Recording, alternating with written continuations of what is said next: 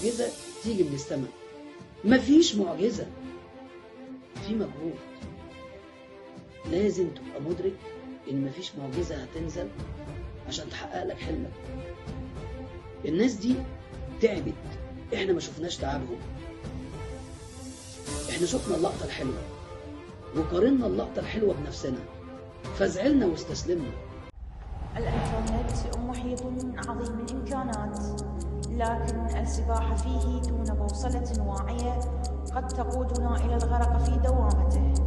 الرقي الحقيقي اليوم لا يكمن في التواجد الدائم على الشبكة، بل في القدرة على الانفصال عنه بإرادة حرة للاتصال بما هو أعمق وأبقى، ذواتنا الحقيقية ومن نحب، واللحظة الراهنة التي نعيشها.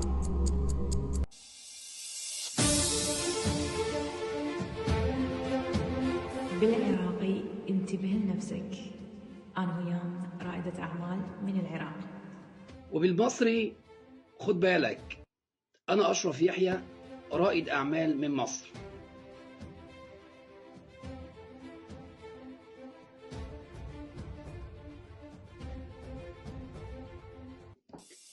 السلام عليكم، أهلا بيكم في حلقة جديدة من برنامجنا خد بالك. النهاردة هنتكلم عن الوهم الكبير. للأسف احنا بقينا عايزين كل حاجة بسرعة، نجاح بسرعة، فلوس بسرعة، جسم حلو بسرعة، حياة حلوة بسرعة. طيب لو في حاجة محتاجة مننا وقت أو جهد أو صبر، لا بقينا نزهق. السوشيال ميديا علمتنا إن كل حاجة سهلة، احنا اتبرمجنا على التيك اواي. طيب أنا عايز أقول لك إن مفيش حاجة حقيقية بتحصل كده. للأسف احنا بقينا عايزين القمة بدون التعب، عايزين النتيجة بدون الطريق، عايزين الحلم بدون الصبر. قول لي كده بصراحة، آخر مرة بدأت حاجة وكملتها للآخر أيا كانت بقى، سواء كان كورس أو كتاب أو جيم أو مشروع، كملته للآخر ولا كان حماس البدايات وبعدين سبت؟ المنصات بتعود عقلنا إن هو يستخدم كل حاجة بسرعة، وأي حاجة بتحتاج وقت يحس إن هي تقيلة ويسيبها.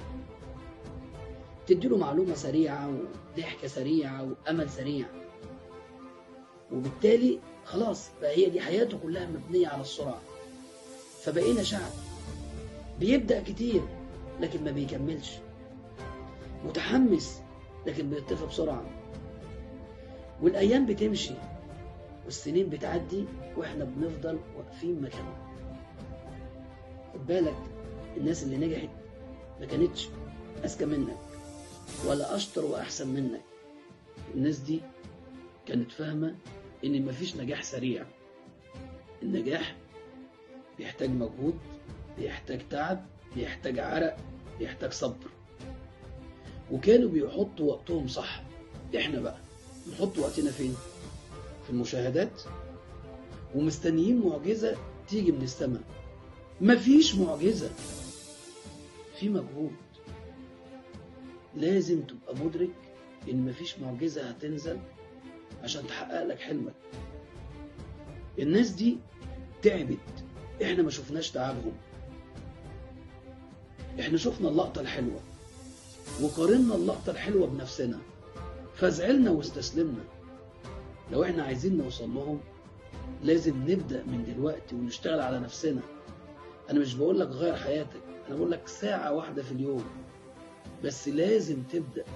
طول ما انت سايب نفسك هتفضل في نفس الحيرة ونفس القلق ونفس المكانة ونفس النتيجة.